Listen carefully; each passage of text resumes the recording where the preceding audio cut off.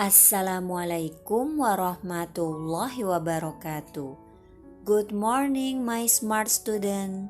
How are you today? Fine? Good. Alhamdulillah. Let's start our class with basmalah. Bismillahirrahmanirrahim.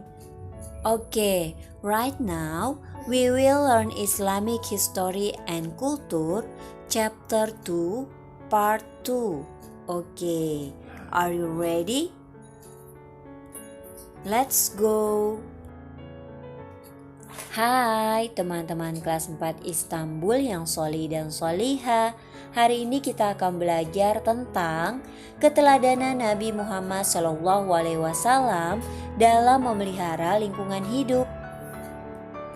Allah Subhanahu wa Ta'ala memberikan amanah untuk senantiasa kita menjaga lingkungan hidup. Lingkungan tempat kita hidup adalah karunia yang amat penting untuk dijaga, dilestarikan, dan diselamatkan dari kerusakan. Ketidakseimbangan lingkungan dapat mengancam kehidupan manusia, seperti banjir, terjangkitnya wabah penyakit, polusi udara, dan lain-lain. Lingkungan yang perlu kita jaga antara lain rumah sebagai tempat tinggal kita, sekolah tempat kita belajar, masjid atau musola tempat kita beribadah. Begitu juga lingkungan di sekitar tempat tersebut seperti jalanan, saluran air, dan sebagainya. Ternyata lingkungan hidup itu sangat penting ya teman-teman untuk kita jaga dan lestarikan. Agama Islam yang dibawa oleh Nabi Muhammad SAW mengajarkan kepada pemeluknya untuk senantiasa menjaga lingkungan. Agama Islam yang dibawa oleh Nabi Muhammad SAW mengajarkan kepada pemeluknya untuk senantiasa kita menjaga lingkungan. Merusak atau membinasakan lingkungan dilarang oleh Allah Subhanahu wa Ta'ala. Allah berfirman dalam surat Al-Baqarah ayat 205 yang artinya, apabila dia berpaling dari engkau, dia berusaha untuk berbuat kerusakan di bumi serta merusak tanaman-tanaman dan ternak, sedang Allah tidak menyukai kerusakan. Jelas sekali ya teman-teman bahwa Allah tidak menyukai kerusakan. Nabi Muhammad SAW banyak memberikan contoh yang baik tentang bagaimana menjaga dan melestarikan lingkungan. Misalnya, perlakuan beliau terhadap hewan dan tumbuhan. Bagaimana ya cara Rasulullah menyayangi hewan? Hewan adalah salah satu makhluk ciptaan Allah Subhanahu wa Ta'ala. Nabi Muhammad SAW menyayangi hewan. Pada suatu hari saat Aisyah mengendarai seekor unta, karena unta itu nakal, Aisyah memukulnya. Melihat sikap Aisyah terhadap unta yang sedang dikendarainya itu, Rasulullah menegur Aisyah. Aisyah, hendaklah engkau berlaku lemah lembut kepadanya. Nabi Muhammad SAW melarang orang membebani hewan dengan muatan yang berat. Nabi Muhammad SAW juga melarang mempekerjakan hewan melampaui batas kemampuan hewan tersebut.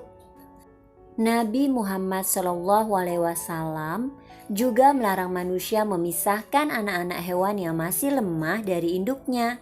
Hal tersebut karena hewan dapat mati bila tidak ada perlindungan dari induknya. Beliau juga melarang untuk memperlakukan hewan yang akan disembelih dengan perlakuan yang seenaknya. Ajaran Islam mengharuskan kita untuk memperlakukan hewan yang akan disembelih dengan perlakuan baik. Seharusnya kita melakukan praktik pemotongan hewan yang sesuai dengan ajaran Islam. Pemotongan yang baik dengan tidak menyakiti hewan tersebut. Jika hewan itu hendak disembelih, hendaklah di waktu ia dalam keadaan sehat atau tidak sakit. Rasulullah SAW melarang orang membunuh hewan kecuali hendak dimakan. Orang yang menyembelih hewan hendaknya menggunakan alat pemotong yang tajam supaya hewan itu tidak lama merasakan sakit.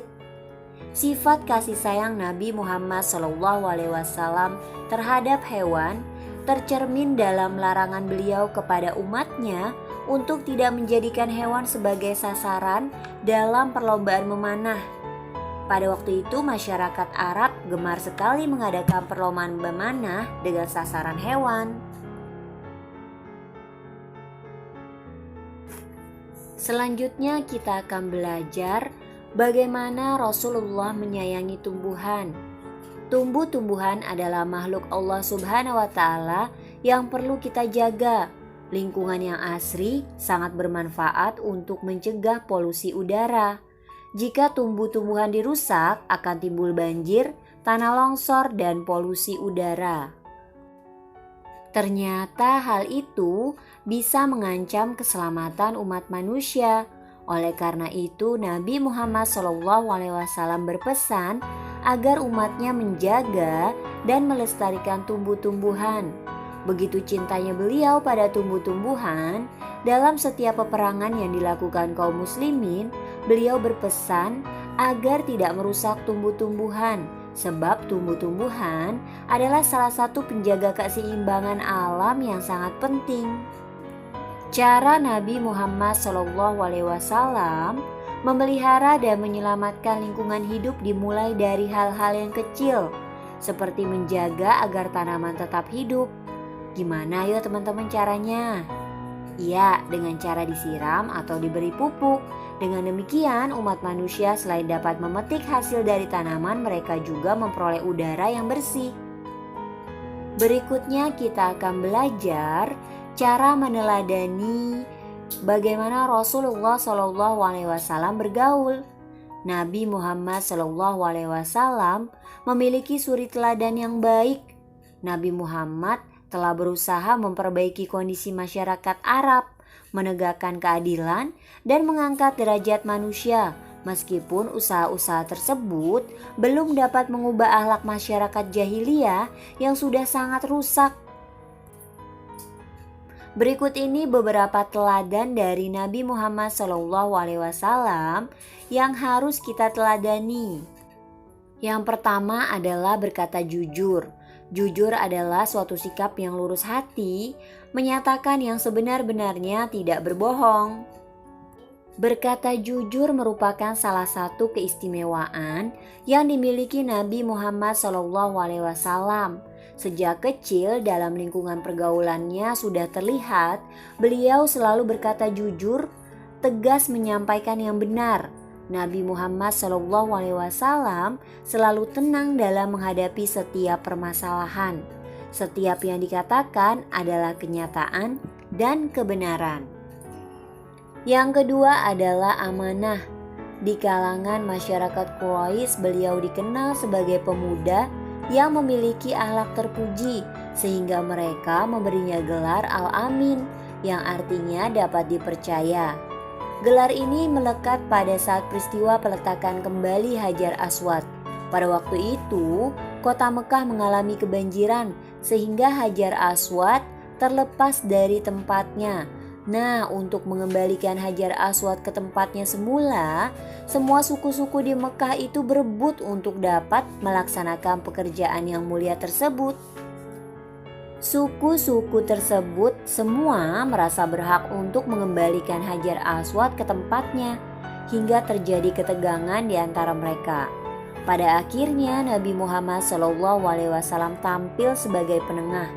Beliau membentangkan sorban dan meletakkan Hajar Aswad di tengah-tengahnya. Semua perwakilan suku memegang sorban dalam mengangkat Hajar Aswad.